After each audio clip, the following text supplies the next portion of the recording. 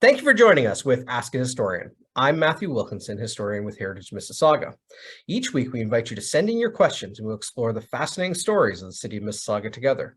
Like, subscribe, and follow us and stay up to date with all the heritage happenings in Mississauga. Joining us this week, once again, although it's been a while, is Elizabeth Underhill, Supervisor of Museums and Education with the Museums of Mississauga. You have your foot in both worlds in terms of programming for the city. I know you're all over the place, and I know you are stretched thin. So thank you for joining us. And we are going to explore some of the things that the city of Mississauga and the Museums of Mississauga are doing for truth and reconciliation as an overall program, but also what you can do on National Day for Truth and Reconciliation, Orange Shirt Day, on September 30th. So thank you, Elizabeth, for joining us.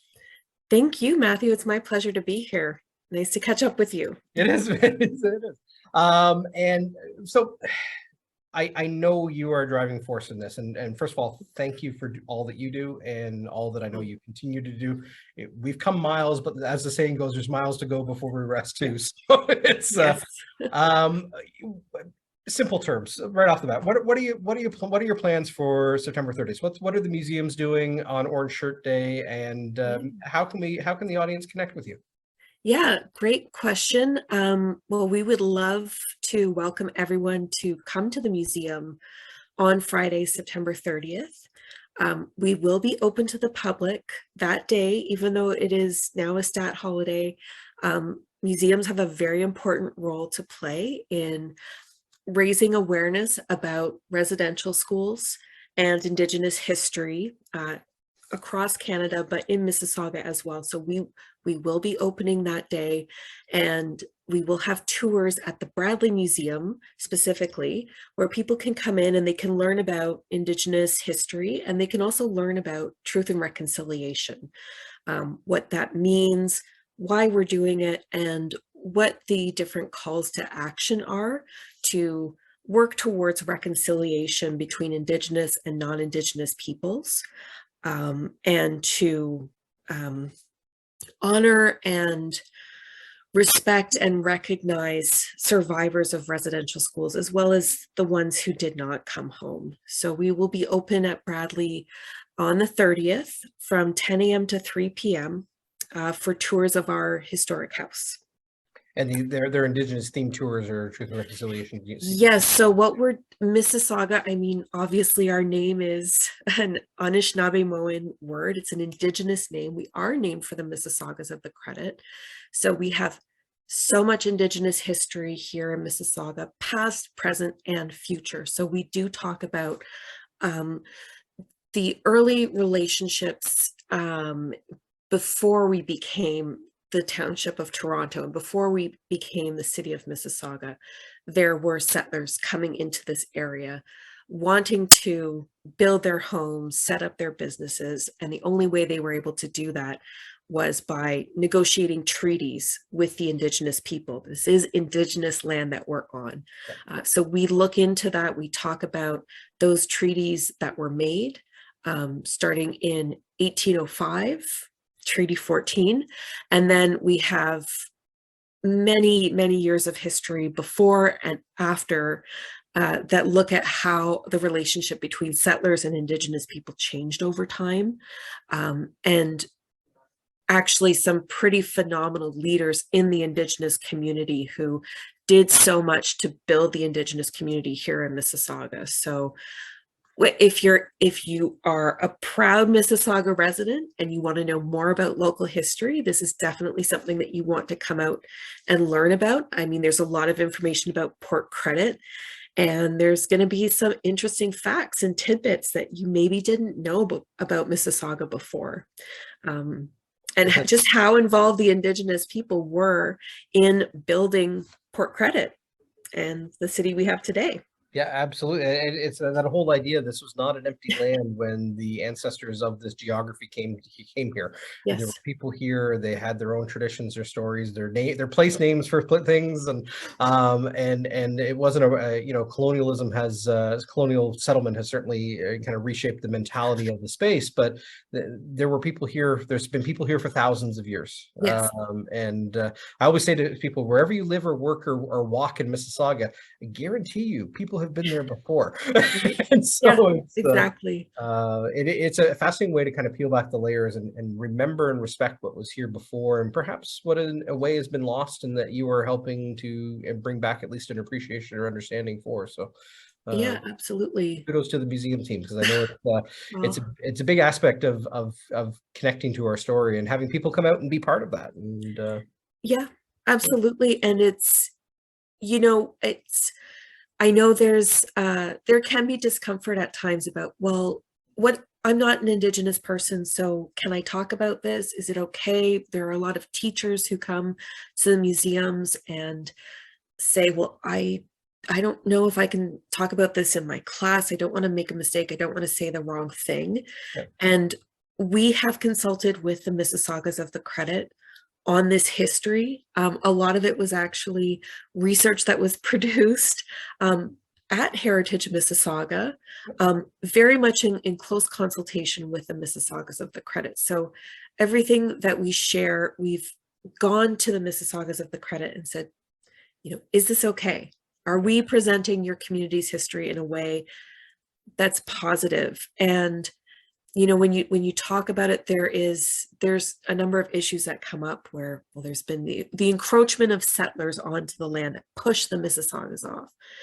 But you also want to look at it as this community, under the leadership of Reverend Peter Jones, they took command of their situation and they chose to move to where they are today in Hagersville, so they could continue this lifestyle that they had adopted. Yeah. So there's multiple aspects to the story. It's not black or white, right? Like It's definitely it has not. a richness to it. And part of it, like I hear those questions too about, can I Yeah, talk about this? I'm not an Indigenous person, but I do programming around Indigenous matters. But at the same time, I'm like, let's be part of a conversation. Let's be part exactly. of Yeah. an evolving narrative. My own understanding has evolved greatly, and I'm sure Yes. yours has too. And like I said, we still got a ways to go. And we're not perfect, but the idea is to let's have a conversation, and let's make this broader topic of Indigenous history and culture part of a broader conversation, and Absolutely. part of Yes. an everyday conversation. Exactly. Yeah. Exactly. So what other are outside of the 30th? You certainly are developing Indigenous themed programming at the Museums of Mississauga. So connecting also to the 30th, but other programs that you're doing around the city. What can you touch on some of the things you're doing from an Indigenous perspective?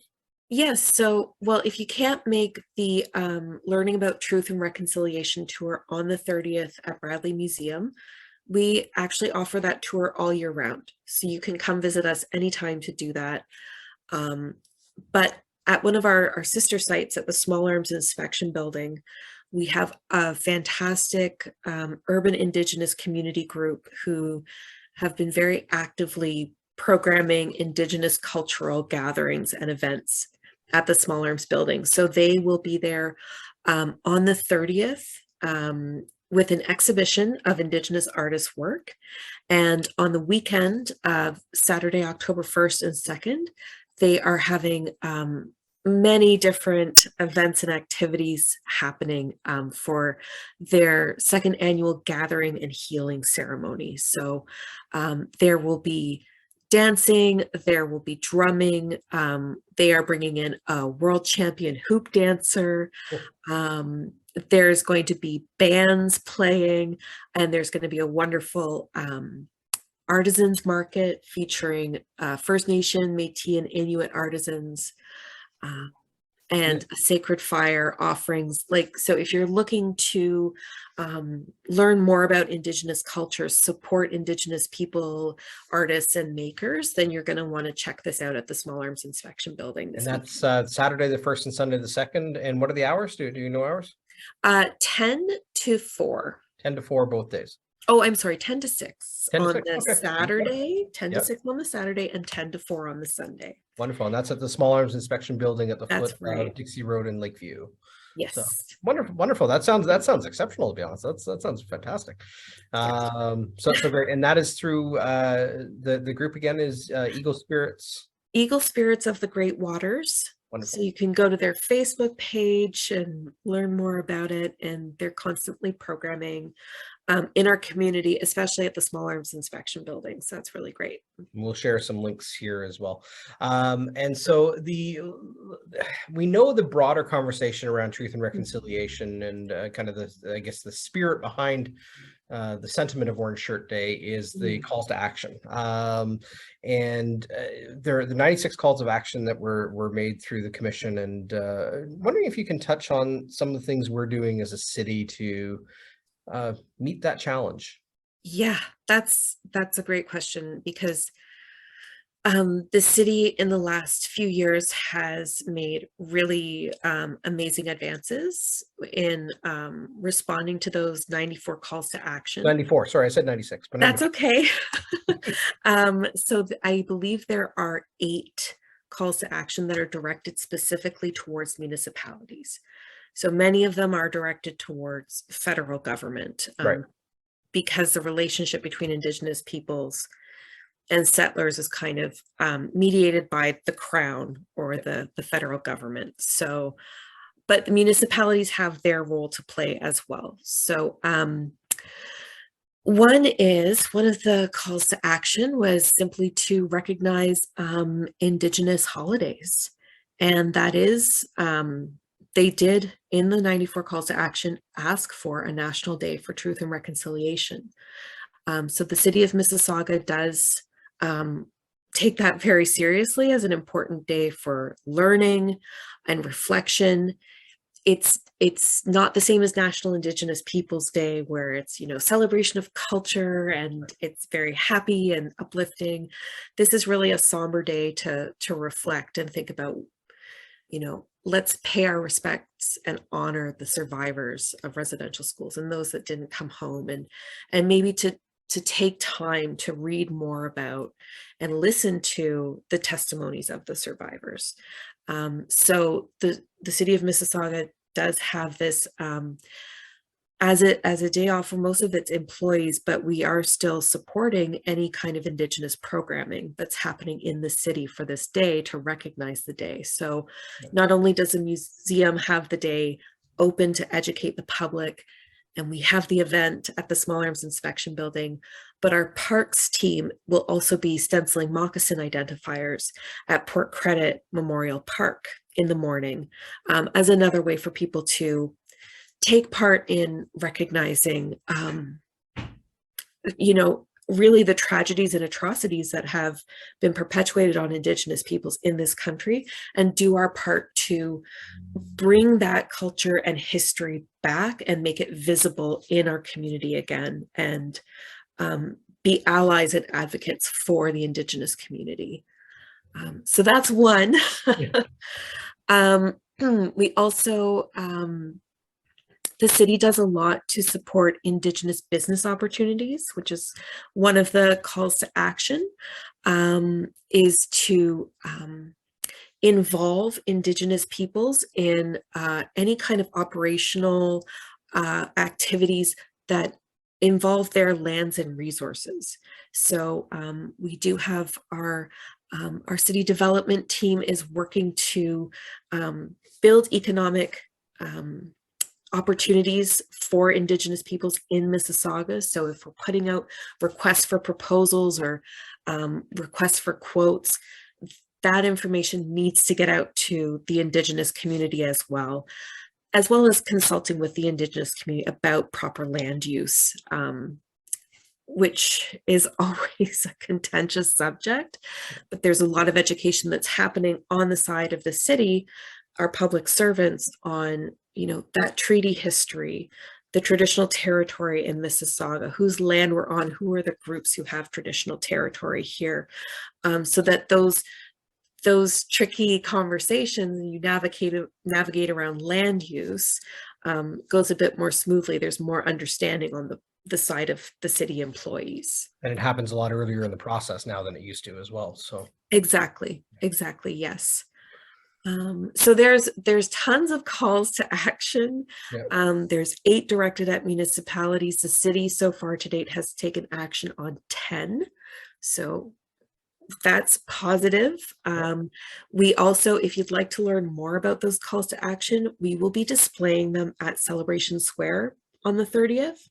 So you can go down to the square and we'll have all the calls to action coming up on the screens, and there's a lot to take in. It's Yeah. very moving. It can be very emotional. So, just be prepared that there is content that comes up that is difficult for sure. Yep. So, well, we know the bigger story of what happened with residential schools. So perhaps in that sense, from a healing perspective, we do have to deal with the difficult things, right? We have to come to terms absolutely. with collective paths and how do we make redress and the like. The city has also undertaken a large gathering, and by the time you're seeing this program, that will have taken place. But the city is committed to doing a lot from the educational perspective. What are some of the other things happening in the city? I know you're doing the calls to action, but just is there an overview kind of thing of I know we have an Indigenous relations manager at the city, and I know you're heavily involved in the program planning, but are there things looking forward in the near to distant future of that are in the works? Oh my goodness. You don't have to do yes. a couple. Yes, well, I can say that our public art team has been doing an awesome job of working with all sorts of different Indigenous artists to bring beautiful works of art to many spaces throughout the community. So, for example, Meadowvale Theatre just reopened this past weekend, and they have a gorgeous mural in the theater by Jay Havens. So there are definitely plans to do more work like that. Wonderful. There will be a new work of art unveiled at the fire hall in Port Credit. I don't want to give too much away. That's enough. But again, featuring the work of an Indigenous artist, and that will be revealed during Fire Prevention Week in October. Nice. So the week of October 9th to 15th, I believe. And so we'll have an unveiling, and we will be doing the moccasin identifier at the Port Credit Fire Station as well. And fire is so important to Indigenous culture, and it means so many different things to different Indigenous peoples. So we are looking at as well developing more training from Indigenous elders and grandmothers about the role of sacred fires and the importance of fire in Indigenous culture, because that is something that's really essential to ceremony, to many different activities. And typically when, as a non-Indigenous person, if you see a fire happening, you may go, oh no, stop. And we have bylaws around this as well about having fire in public spaces and in our yards and things like that. But if there's a sacred fire happening and it's Indigenous community members, doing ceremony, you have to approach it in a completely different way. You don't want to go in being completely insensitive and saying, shut this down. So we need to have more cultural competency training at the city to understand those situations and to support them. And so that's what we're working on. I said in the long-term realm also, in planning to have spaces that can accommodate this as well, right? Absolutely. Yes, absolutely. Yeah. And there are other things in the works. Okay, it's good to know that there is the passion and the direction to create a long-term plan for things in the works. So there was a time not so long ago where it felt like we were always kind of chasing the tail a little bit. And like I know in talking to John Dunlop, again, the manager of Heritage Planning and Indigenous Relations, there's works in the process in terms of heritage planning as well, and the bigger picture Yes, of the conversations around the city, which I think are all incredibly important. Changing mindsets can be a slow process, and it uh, is. y- Yeah. you've come a long way in that process, I think. But again, the conversation is still evolving. So just looking ahead, Yeah. beyond September 30th, you've invited people to take part in the Truth and Reconciliation tours, the 30th and beyond. What are some of the things coming up with the museums themselves? Other programming? I know it's scary to say, but winter's around the corner and Christmas is around that corner and all that kind of stuff. Well, what are some of the things coming up or currently ongoing that people can engage with at the museums? Well, I'll talk about museums, but I want to give a shout out to the libraries as well. Yeah, Because for the National Day for Truth and Reconciliation, we have our website, especially for this day, and the libraries have included a whole selection of books that people can select from our libraries to learn more about Indigenous cultures and history, excellent. and about reconciliation. So for that, like, make sure you go and check out the Mississauga Library. They're doing fantastic work as well. And that's where it really begins, is, reading books with your kids at home or with your grandchildren. And so that's something easy and accessible for folks here in Mississauga. Um, Self-exploration. It's the yeah, Yeah. big time. There are lots of resources, and the library has done a lot to select those titles. So it makes it a little easier. And, there's issues of, is the person who wrote this book actually Indigenous? Are they who they say they are? And so the library has gone and has made sure that, we're putting books out there that are by verified Indigenous authors. So that's something to be very mindful and careful of as well. But at the museums, over the last couple of years, we have been working to strengthen our relationships with our treaty partners. So especially the Mississaugas of the Credit and other members of the Anishinaabe community. So each event that we do at the museums now, we have our big signature events. We always do Maple Magic. Um, this October, we have Halloween Harvest coming up, which is kind of a celebration of harvest traditions mixed in with the fun of Halloween. It works out really nice. It's a great mashup. It's at the Bradley Museum, October 29th and 30th. And we also have our Blooms and Berries event celebrating the history of agriculture in Mississauga, as well as the legacy of Indigenous harvest practices and land use practices. So for those events, we always work very closely with members of the Indigenous community. Either folks provide us with guidance and advice, and we engage with them and consult with them on how we can present these events in a way that is respectful and inclusive towards Indigenous peoples. Or we invite Indigenous elders and experts and knowledge keepers to take part in these events and share their teachings with the public. So our favorite, well, everyone's our favorite, but Elder Mark Salt from the Mississaugas of the Credit, he's been to every event that we've done this year. Mhm. He's so wonderful. Yes. He has so many incredible teachings to share. So he will be back at the Halloween Harvest event this year, talking and sharing Indigenous harvest practices. So last year he was at the Bradley. He showed us how to winnow rice. He was cooking fish and bannock and corn soup. And, if you ask, he'll answer. He'll say, we don't bite. Like, we're friendly. We won't bite. Like, if you're careful.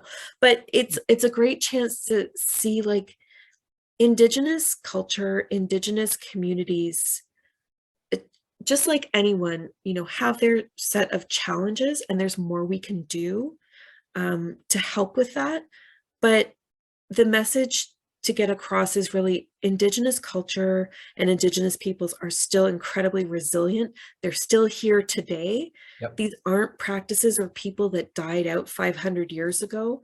There are folks who, want to come out to the community and share this education with the public and raise awareness. So you realize these are real people with real families who've been put through some pretty horrible stuff, and it's time to smarten up. And And there's so much to be learned from Indigenous communities. And really, I think that's the way forward. Like, if we're going to get through this, if we're going to get out of this alive, we need to listen to our Indigenous elders and take their lessons seriously. absolutely. And that idea that, they don't bite in that sense. In a way, you always feel, or I felt that the community has been waiting for us to reach out and connect to the Indigenous community. It's not like they disappeared. We're not dealing with people of the past here. And it's almost a few years back, you weren't quite sure where to go for questions and answers, but now, thanks in part to the museum's programming, we are bringing that knowledge into our community. And so, it's on us now. Let's go out and explore and learn and Yeah, see how we can learn from and move forward as a common entity in our future growth. So Elizabeth, thank you. It's I know you do a tremendous work, but a tremendous amount of work. And thank you for steering the conversation and for giving us an avenue to explore, and to the museums team for the great work that they do with not only for Orange Shirt Day and Truth and Reconciliation, but the tours and beyond and the programming and the like. And it's a great voice for for the Mississaugas, for the city of Mississauga, for the residents of the city of Mississauga. It's a great connection to build those bridges. So thank you for that. I wish you well on the 30th. Hopefully you have a great turnout. For everyone listening to this, check out the Bradley Museum on the 30th. Check out Small Arms Inspection Building on the 30th, or the 1st and 2nd for their event.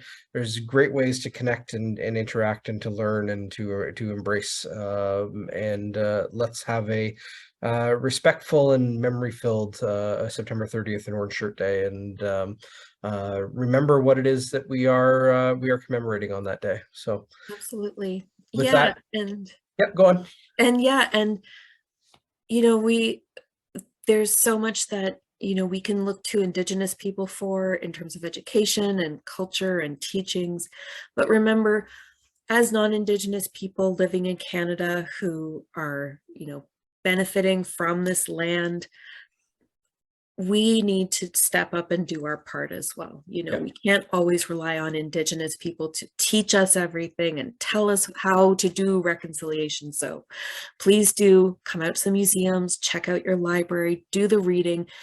It comes from us. It's only going to work if it's both ways. So that's what the 30th is all about. And we will be respectful of that, and we'll be here at the museums to support everyone. Well, wonderful. Thank you for that. Can't sum it up any better. And for everyone watching, thank you for joining us for Ask a Historian. Like, subscribe, and follow us. Send in your questions. We'll explore. If you have more questions for Elizabeth, we'll get her back on. With that, thank you, and we'll see you next week here on Ask a Historian. Thanks.